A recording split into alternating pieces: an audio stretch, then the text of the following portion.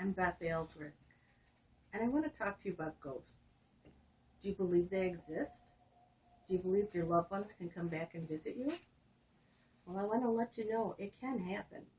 And I know some of you are cringing right now thinking, I don't want to hear this. I don't want to know anything about this. But I do want you to know I've had several personal experiences. It started when I was 8 years old.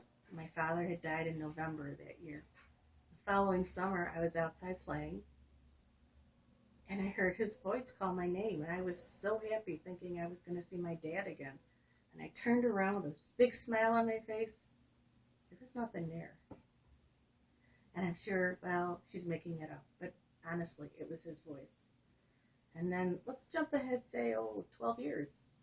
My maternal grandmother lived with us for a long, long time. She passed away. And then my mom and I were doing dishes one evening.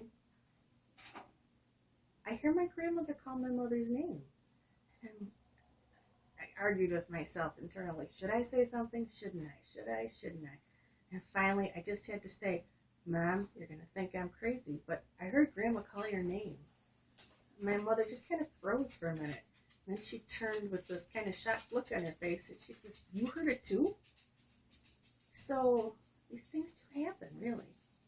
And then, again, I was married now, and my husband and I and our children had moved into his family home. And before moving in, a family friend lived with the family, and he passed away. But his routine was to get up at night and walk through the kitchen into the dining room and maybe have something to eat and then go back to bed. And so, I guess, did anyone ever, you hear the expression, the hair stands up on the back of your neck or your arms? I always thought that was kind of made up. I never really believed that until the first night I heard the footsteps. The kitchen was dark.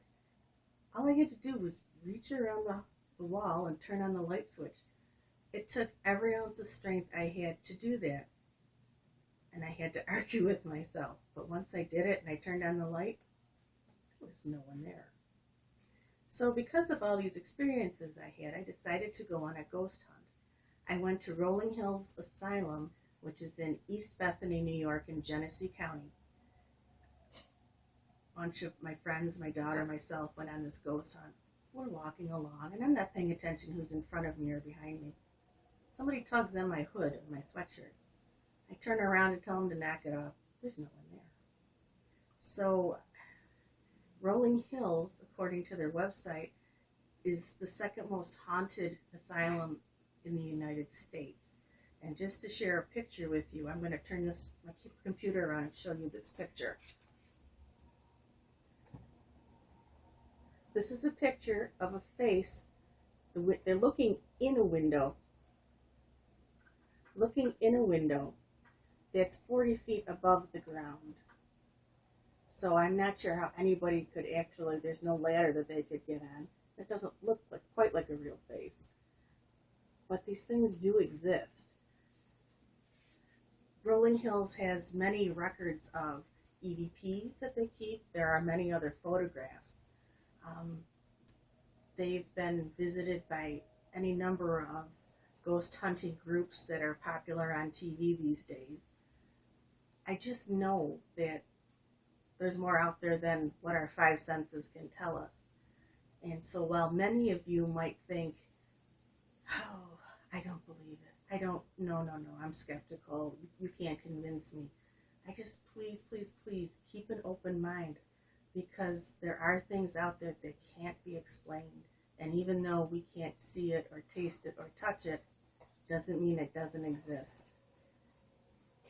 And from my own personal experiences, I know that there are ghosts, and they do come to visit. Thank you.